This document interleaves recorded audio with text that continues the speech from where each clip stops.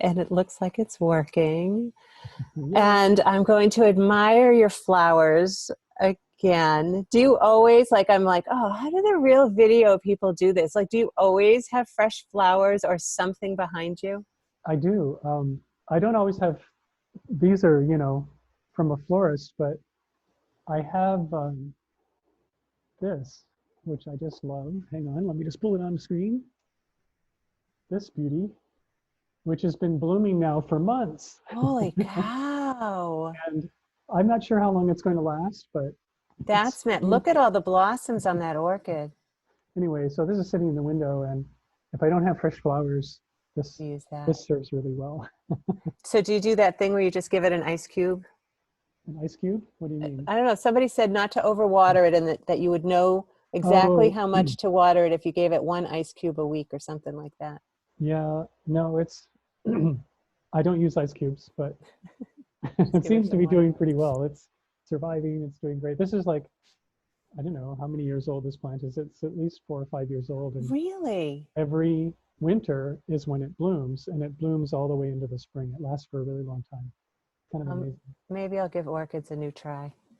I was not very good at that, but that could have been all the kids in the house. I want to thank you again for showing up today. And I know we have a few things to talk about today, and then something to talk about that you're going to offer next week, which we haven't quite finished all the details on. We'll do that later today, but I'm just so excited to bring you into the Rise Above Noise community, because we're a community of heart-centered entrepreneurs. We're energy healers and light workers and creatives and coaches, and the people in the Rise Above community have such an important role, in particular right now, which is why I was really glad that you were able to come on here quickly after we talked last week, because there's a few things. We have to kind of get over ourselves and be able to show up with confidence, because we owe that to the people who are looking for us, is Yes. one thing. And the second thing is, when we do that, we want to look good, and we want to show up well. And so let me do your official introduction. Brad Powell. Brad, this is what I love about Brad. It says it on his website. When you look up, when you go to awesomevideomakers.com, and it says about. I love this part. We humans are shy creatures, and we're often afraid to reveal ourselves. All right, you guys, if you're on this call and that's you, you can put a little hand raising thing. I don't usually do that on lives, but I'm like, yeah, that's a good place to put a hand raising thing. Like, we're afraid to show up. My Shy clients do that person. all the time. Shy. I'm a shy, believe it or not, I'm an introvert, but I put on these white glasses and it gives me my extrovert qualities. And Brad says it doesn't matter how big your passion or how great your vision for making positive change, you can struggle with exposing yourself with the world at large. And this is where, of course, you guys know me, and you're going to know that this is what I love on his website. If you're not getting your message to the world, you could end up working way too hard and not making enough money. So today I have Brad Powell, Awesome Videomakers. He's a business coach and a videographer who teaches business owners and entrepreneurs how to be daring and reveal their story, so that you guys can capture your crowd, increase your impact, and transform your business. So good, Brad. How did you even get started in all of this? What's your journey? Well, completely nonlinear. Yes. The way that I got into video to begin with was I actually had a music business, and this was started like around the year 2000, so 20 years ago. I mean, ever since I was a kid, I always wanted to make movies. We had a little 8mm film camera that was like a wind-up kind, and so I just liked that. I got into still photography for a long time, but I never really did anything at all professionally with it until the year 2000, when I started this music business. And what I was doing was I was chasing after world music artists, and individuals who were really well known from their country where they were from, but completely unknown here in the United States. Oh. And what would happen at the time was that you'd hear, like NPR might do a news segment, or there's actually the global hit from PRI show The World, the news show. Yeah. And at the end of the news hour, they play a global hit, and which was always like a short thing just to end the news hour on a light note. And it was always some musician from somewhere, and you hear this great music, but you couldn't find it. There's a complete disconnect of like, this is awesome, where do I get it? And of course, this is pre-iTunes, pre all that stuff. And so I created this company. It's called Calabash Music, and I was chasing after these artists and going to like Europe where there'd be a conference, or going to Brazil where there'd be a showcase conference of musicians coming from like all over South America, say, at this one event, and meeting with them. And I would license their music, and then I would relicense it to the media companies that I partnered with that were using it in their programming. And I discovered right away that, first of all, no one was paying these artists any attention. Yeah. Certainly nobody from the United States was paying them any attention. I'd show up at a conference in northern Brazil, and I would be the only American there from the music industry. And anyway, they didn't have any video, so I would literally would just show up with a little Canon camera on my shoulder and say, I can make you video. Okay. Yeah. And they would put me on, they say, sure, great. They give me a backstage pass. I could get on stage. I could go backstage and interview them after their show. And I was doing live concert interviews, and then again, taking this material, relicensing it for television, and radio. And what happened was, that was kind of a miracle, was about 5 years into doing this work, National Geographic woke up one day and said, maybe we should do something with music. And so literally, well, I didn't know they were doing this, but they reached out to all the different media companies that I was already working with. And they said, we really want to do some kind of new music thing. How do we do it so that we don't have to reinvent the wheel? Mm-hmm. And every single one of them said, well, there's this guy named Brad. And he has this amazing catalog that no one else has. It's like a one of a kind thing, and you should, get in touch with him. So I got this call, and they literally right away said, we want you to come down to Washington, D.C. We're starting this new music thing. We want you to run it. We want to own your catalog. We want to buy you out. We want to put you in charge of this thing. And so literally overnight, I became, the guy from National Geographic. That is amazing. It just opened doors that you would not believe in terms of where I could go and what I could do. And it turned me into like, okay, now I'm like a professional. I'm the real thing. And and that's how I got started. Like, it was all music video. And of course, the music industry shifted and changed. And between 2008 and 2010, especially during that recession, the last recession we just had, most of the people that I was working with as partners, they just went out of business. Like, it all just ended. And National Geographic decided not to do this anymore. So I realized that, these people that I was working with were entrepreneurs who needed to reach their audience and connect with them online. And I was really good at helping them do that. And I could do that for any entrepreneur. They didn't need to be a musician. And so I shifted my focus on who I would start serving. And the other thing that shifted was the cost of doing video became really inexpensive. And so now, like, we all have the tool, but everyone has a camera. We all have a phone, we all have a laptop, which has video capability. And we have a connection to the internet, and we have all these social media platforms. And so for free, absolutely zero cost, any business person can be reaching out and connecting to the people that they would like to serve in a very personable, genuine, authentic, honest way. And it's refreshing. And what I see is that even though everybody can do it, people aren't doing it. And the reason is because they think it takes too much time. They're afraid of the technology. They're freaked out at trying to learn the skill of doing this.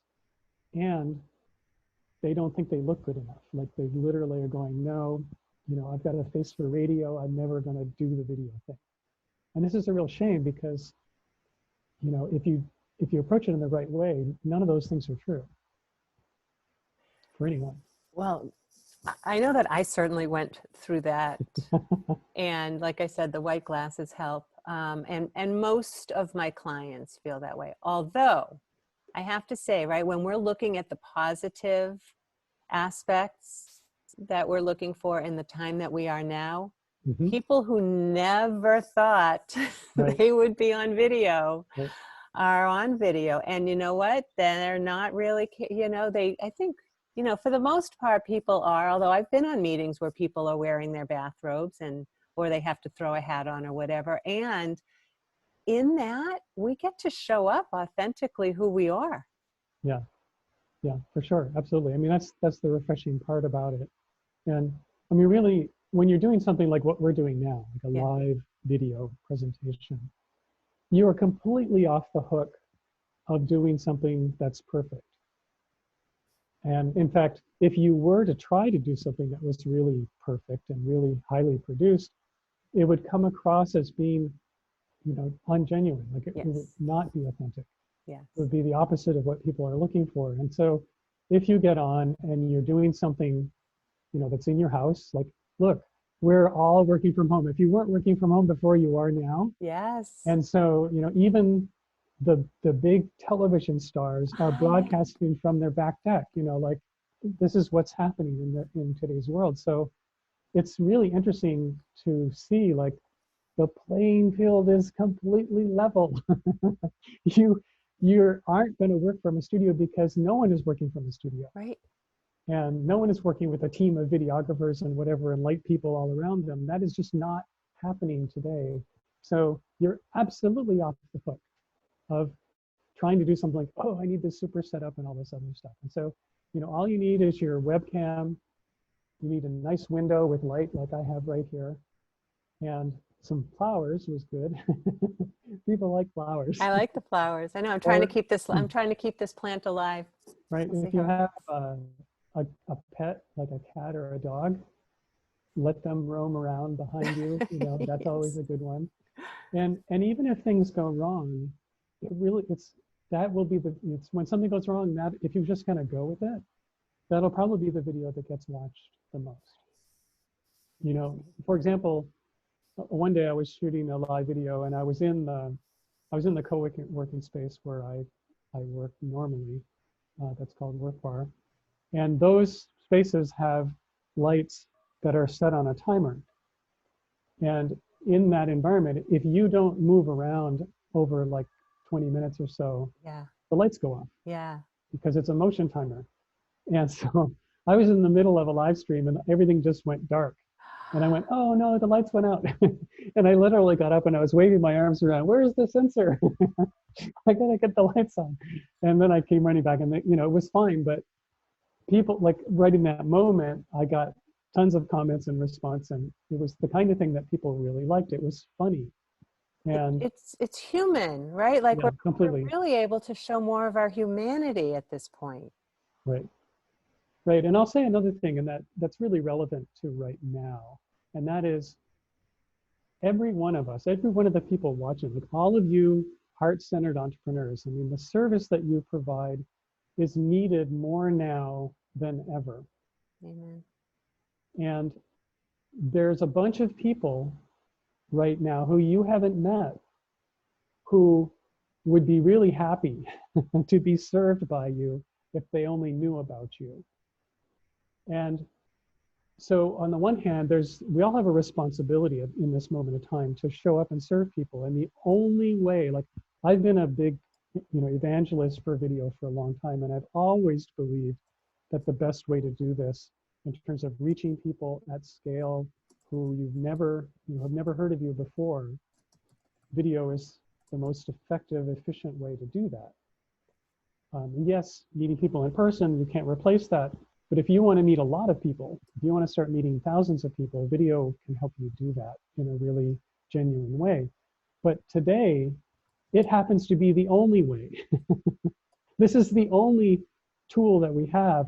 But the good news is that we all have it. And the other good news is that everybody else is at home looking at their phone or their iPad or their laptop because they've got extra time on their hands. Yes. And so this is a great opportunity to reach people right now. And even if all you did was show up with some really great content for folks, people will remember the ones who showed up for them at this time. Mm. Like you're going to position yourself like no one else if you really show up and deliver during this period of time, because this is a time of anxiety and people are on edge in in really understandable ways. And if you're there, if you're one of the voices that is really helping them get through this and get settled in and get over whatever they need to get over during this time, this is something they're going to remember. You will be someone who is really remembered and high regarded, and it's an opportunity of positioning yourself that is completely unparalleled. Like we're never going to have a better chance to do this. And so anyway, here it is. Like pull up your thing and push the record button and start Right? doing Like it. what could happen? What could be wrong? What could go Right. wrong? Yeah. Oh, I love hearing you say that. It's like, yes, exactly that. I did go on live on my group the other day because I was noticing how many people were taking that brave leap. I'll say it's a brave leap to go live for the first time and to offer live yoga, live meditation, live sounds. Singing bowls was a beautiful thing Andrea did the other day. Mhm. And so they're moving out of their comfort zone. They're putting their ego aside, willing to show up. So then what I had to say though, at this point, we're going to be here for a while and we need to show up for each other and continue to show up for each other. And so I do want to just kind of put it out there to my entrepreneurs. This is my mantra this week, is that show up for the people who need to hear from you, but also have something in mind where you can harvest something. And it doesn't necessarily mean maybe you charge for something, maybe you don't. Maybe you say it's donation based, maybe it's not. Maybe it's pay it forward, that feels really good. But man, where I am, you guys, you know what I'm going to say, like collect email addresses if you can. Bring people into your Facebook groups if you can, like show up and be that attraction that shows up in service, but also care for yourself and for your future business, because a month from now when this opens up, abundance is going to flow in and you're going to want to reap some of that. And if it's just being able to contact your people on a regular basis, I think that will be the rewards of all of the work that you're doing now. So I mean, I just broke down and got this ring light. People told me not to get it because I have glasses and you'll be able to see it, but I put it up there. Like, what are some of the simple tips? So you can give simple tips like somebody like me standing here at my desk with some Mhm. stuff in the back. That's one thing. Another thing is I've been following a lot of meditations and yoga, and some of them I actually have to shut off because either the sound is bad or I can't see what they're doing. Do you have simple tips for both of those situations? Yeah, I mean, audio is a good thing to pay attention to. And uh, I mean, in terms of first of all, I'll just say the technical side of making video is actually the easiest part. People have a real fear about the technology of making video. And they just go, oh, I'll need something really expensive, or I'll need some fancy gear that I won't know how to use. And it's really not true. You can keep it really, really simple. And in fact, if anybody does browse over to my site, right there on the homepage, I do have a free toolkit that is just the essential basic accessories that go along with your phone when you want to broadcast a live broadcast with your phone. But one of those things is a microphone. And so getting a little tiny microphone that you can use to just plug right into your phone, you'll get much better sound than what you would have before. And for somebody who's teaching yoga, the best thing there is to get a microphone setup where you literally have a clip-on mic that is wirelessly connected to a receiver that then either connects directly into your laptop or your phone, depending on how you're broadcasting. And that works really well. And a company by the name of Rode, and that's R-O-D-E, makes this great product, which it looks like two little squares, and one clips on you and one plugs into your laptop or a phone. And it does this. It wirelessly takes the audio from you. And this way, you can have it on your shirt and or somewhere else sort of close to your head. And it will pick up your voice kind of no matter where you are in the room and no matter what you do movement-wise. And that's a better tool. Like if you had a microphone on a stand, even though it was close to you, if you start moving around, you'll get further away from the microphone at different times and the sound will vary, and that won't work very well. So if you have a wireless mic, then you can move freely and you can be anywhere. So that one that you just said, because I did buy like a lavalier, but I've got the little box that I have to keep in my pocket with the wiry thing. Like what you're saying sounds super easy. Yeah, it's really, really simple. And it's literally just a little cube. It's not even a cube, it's rectangle. I mean, it's a square thing, but it's very flat. And you just clip it on. Oh, cool. And it works. It just plain works, and it's really portable and small and inobtrusive and simple. Awesome. And that's just one sort of technical thing. I mean, there's sort of this basic thing of like, okay, what tools do I need? And you know, when I work with people, it's like, okay, what are you doing? And I set them up with, okay, here's the list of things. There's like 4 or 5 things that you can get that will completely complete your studio. And usually it's not very much. And the thing that I see though is that people are going like, you know, what we're doing right now is like, you can sit down, talk to the webcam on your computer, use your earbuds for your microphone. This works just fine. Yeah. And great, you're done, you're ready. You don't need anything else. Like you already have this. And if you have a good window like I have, then your lighting is all taken care of. So this is all you need. And really, you don't need more than this, although there are lots of things that might enhance the production value if you chose to go there. But in the beginning, you don't want to have to think about that. You just want to do something really simple. The things that you do want to think about are what you were talking about in terms of, well, what do you want people to do after they watch the video?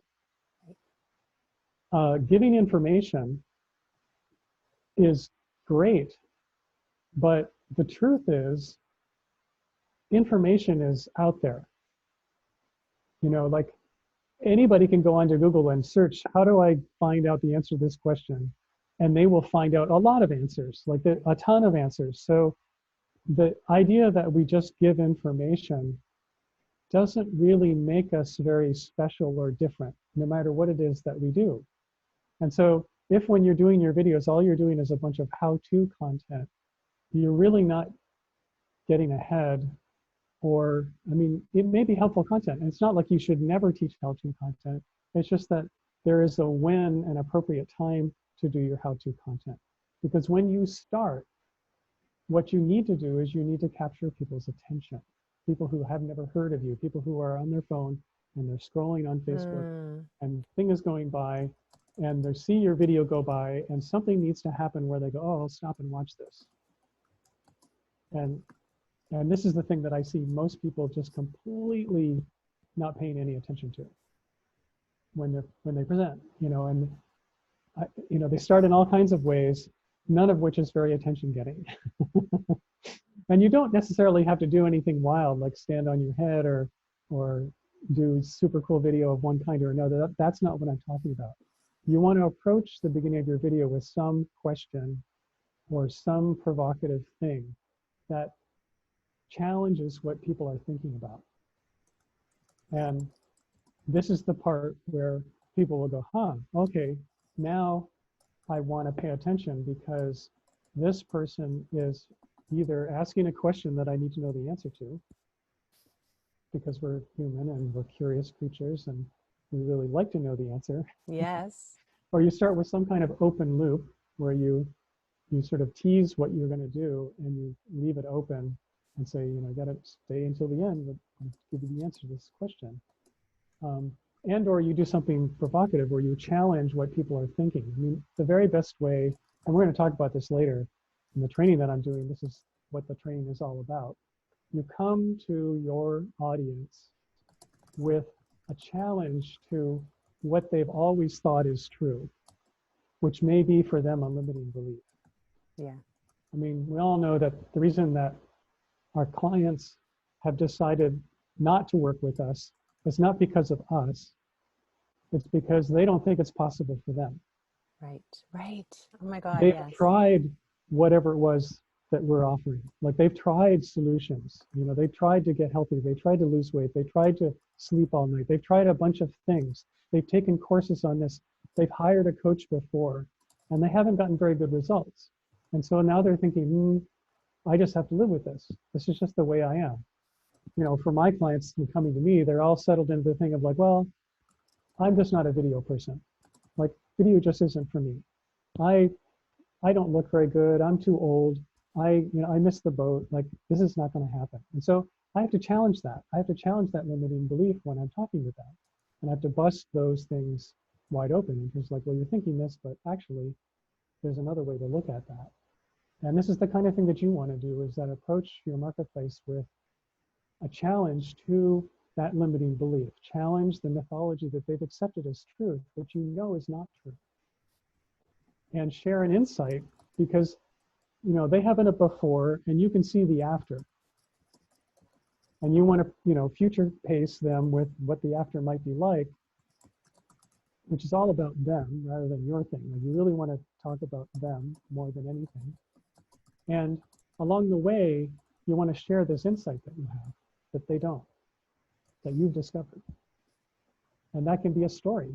That can be a story that you tell. It can be a story about one of your clients. It could be a story of how you came to do the thing you do. You know, all of those things work really well, as long as they're teased in the beginning with this provocative thing where they go, wait, I thought this was true, and now you're telling me it's not true. Yeah. And even if they disagree with you, they're going to be like, okay, you know, you got me. Now I want to pay attention. I want to hear this. I want to hear what you have to say, because as soon as you're done, I'm going to tell you what I think. You know. So now we're kind of even moving away from video, is what I'm hearing you saying, and going into perhaps storytelling, or storytelling on your video, yeah. On your video.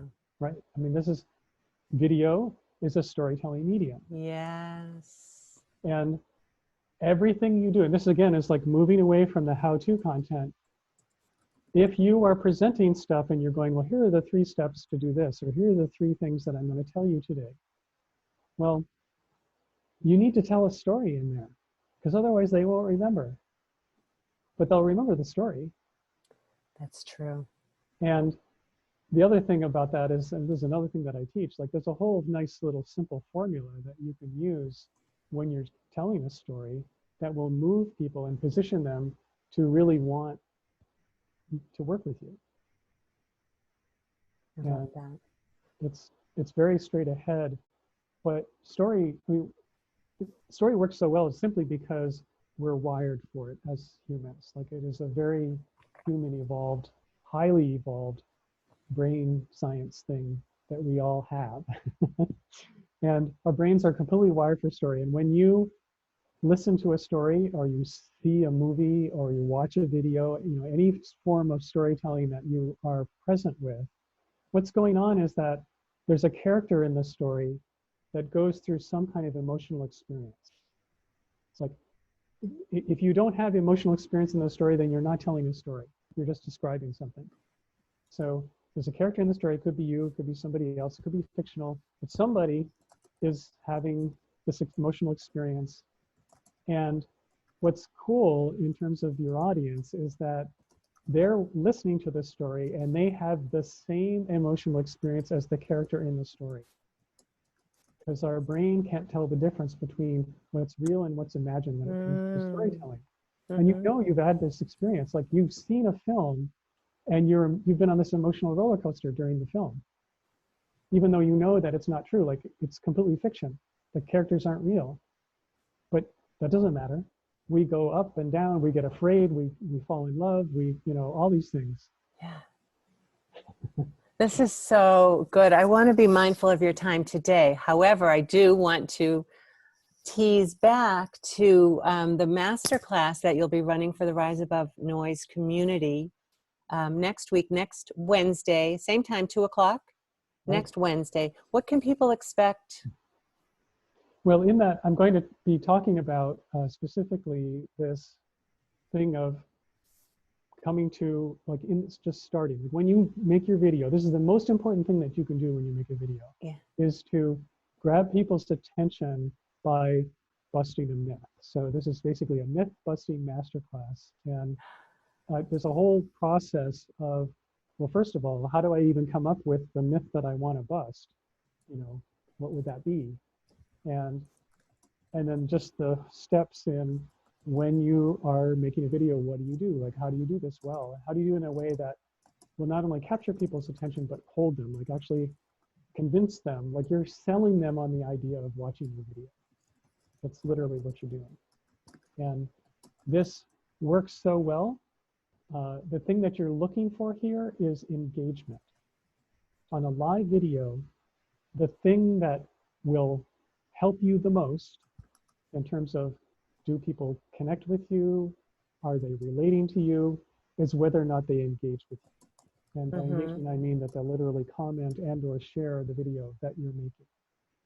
And good news is when somebody comments and you're in the environment of Facebook, now you know who they were.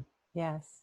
It's not just a view number. It's like, they're not anonymous anymore. They're showing up and saying, hey, I'm really interested in this conversation. And you can carry on that conversation with them after the video is over. You can reply to them. Right. You can send them a direct message. You can send them a personal video message. Yes. I love that. And invite them to have, virtual coffee chat with you. Perfect time for virtual coffee chats. Isn't it? And carry the conversation on, like keep talking. That's why it's called social media. Right. Well, this is the way social media should be. It should be. I agree. I agree. This is so good. I will, so it's awesomevideomakers.com. You guys watch this space. Brad and I are going to work out the details for the masterclass, but at least put it on your calendar for next Wednesday at 2 o'clock. We'll figure out if it's going to go live on Facebook or if we're just going to do the Zoom thing. We've got to figure out the details. But if you have any questions, I'm going to go put on my other glasses now and see if anything is up on the chat that I need to ask you about, Brad. I know we had a few people here, and it's all me. Hello, Nilu. Hello, Joanne. Hello, Sarah.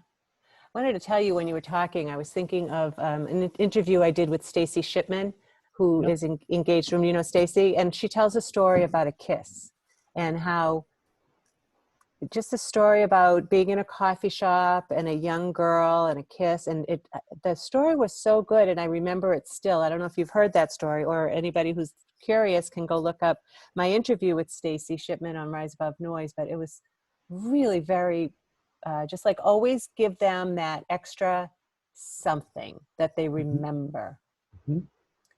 Thank you, Sue Looney, for sharing Brad's link on here for us while I had my other glasses on and I couldn't see. I've been using some Loom as well for my clients to send them, which is just a quicker, easier way that instead of bringing up Zoom, I just do a quick Loom video if you guys haven't heard of Loom. And that works for quick replies to clients. And also if they get stuck on something, I can go into their dashboards and show them, okay, now you got to click here, click there. Like video is, I guess, where we need to be. I'd rather, I like being face to face, but we can do this. I do love, what I do love? I love the fact that I can record my meetings with my clients and go back and review. And I've also been, I'll do it today, is putting the audio into something that transcribes it for me. I'm using otter.ai. Yeah, right. And so now people who are like, I can't write or I don't love blogging, But if you Right. love talking, Right. just do a video and then transcribe it. You've got a blog, use all those yummy keywords and get them in there to get found. Right. Totally. Yeah. I mean, the whole thing about our time at the moment is that going through this, like if you start doing video now and you start meeting with your clients on video, as like you will because you have to, it can utterly transform your business, because now if you've only been dealing with people locally, you have this capability of reaching and working with people from anywhere. Anywhere. And Yes. so, you know, you could scale in ways that you had never imagined before. Yes. And I mean, I know for myself, I have people in Dubai and Australia and New Zealand and the UK and, you know, like a lot of places.